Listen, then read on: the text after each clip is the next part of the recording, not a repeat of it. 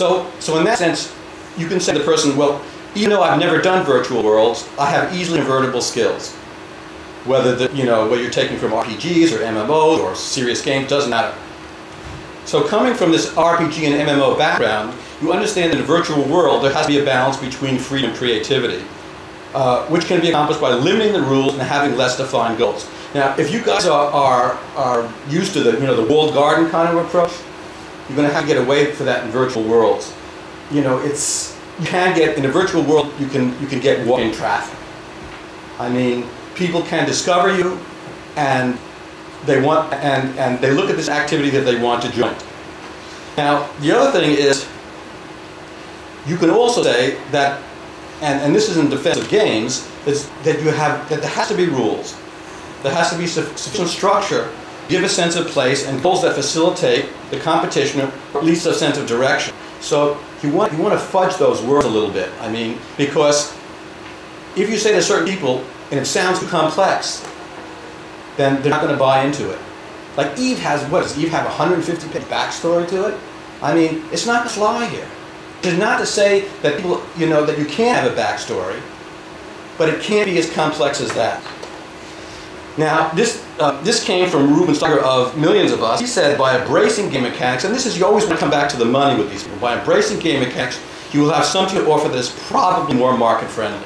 Now, that could be the clincher if they start worrying about games, because they're going to start thinking about first-person shooters and violence and the Grand Theft Auto, God knows why. Okay, so this is almost like a class assignment here. Now, you want to find out. It's in your packet. I got this from an excellent source, which is the Virtual Worlds Management. They put out a regular mail I would get on it. This is some research that they did, and this is not all where the money was going, but this is where some of the big players are. So you want to look at these things. I mean, some of them are obvious. Club Pegging with Disney, that's fine, children's game. But some of them you dig into, and you can look at them and say, well, why are they doing this? You want to follow the money too. So this is the assignment that you will have to do the research on your own and develop some of your own views as to which likely targets you can go after.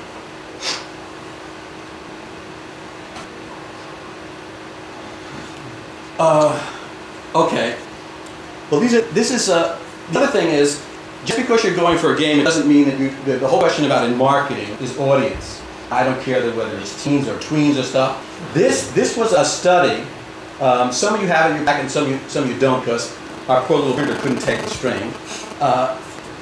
And this is a study of character types in Second Life. Now, if you dig into these character types, you can say, my game will cover this, this, and this, and in other words, you understand the audience. These are psychographic elements. And I think that will help you make part of the sale. Now, I wonder who the apprehensives are. I've always wondered about that. Distinguishing characteristic, worry about other people are up to, concern that private information about them may become public. That sounds like paranoid. But, maybe you want to make a game for paranoid. I don't know. Okay.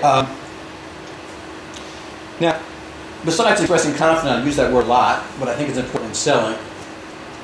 One of the things that you're saying is, I know what's going on now, and I'm an expert on the future virtual worlds. Can anybody say the word bluff? Because if anybody tells you that you have people, everybody puts up their shingle and say, I'm new media and all this stuff, and I can sell this stuff, I don't think so. But if you have some research to back up your arguments, you have a better chance. Now, this first thing up here came from a very interesting study by Mark's Associates. This is, I would try to, if you can, wrangle the full study of them so you can see their methodology and get to some of the details. But some of the obvious things that they pointed out, kids-oriented worlds dominate in Second Life, still leads virtual worlds. I hate to say it, but the kids sector is the only sector that's really making the money. Yes, there are the platforms, Multiverse is making a little money, and Linden Labs is making a little money, but the kids sector is still where the transactional fees are going on.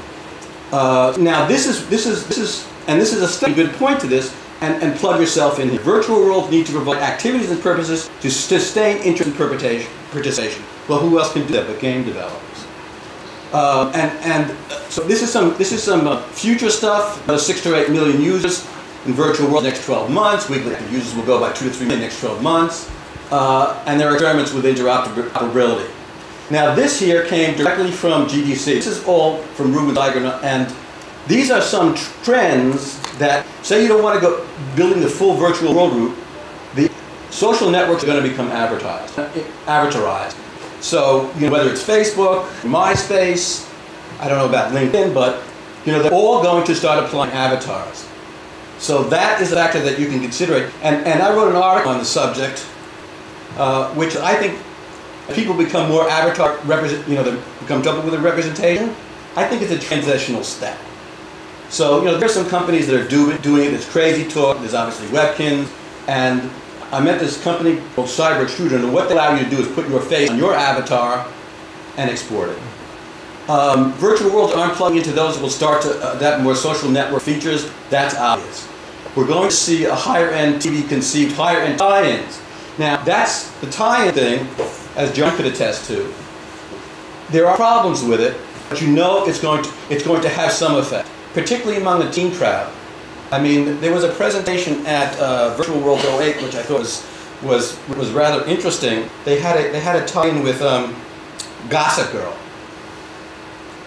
Now, these people really like the idea that the characters were extended into a virtual world, and actually Gossip Girl is doing pretty well. And CSI, got a lot of noise for the people. The other thing is the last thing is the virtual worlds are going to hit the console. Now the big thing that's going to happen now, since I don't know how this is going to shape things, but I definitely agree with this. When Sony Home comes out, something's going to happen. It's like a stock market. Well, I don't know what's going to happen in the stock market, but something's going to happen, particularly because it hooks up to the internet. So Sony Home is definitely going to be a big deal.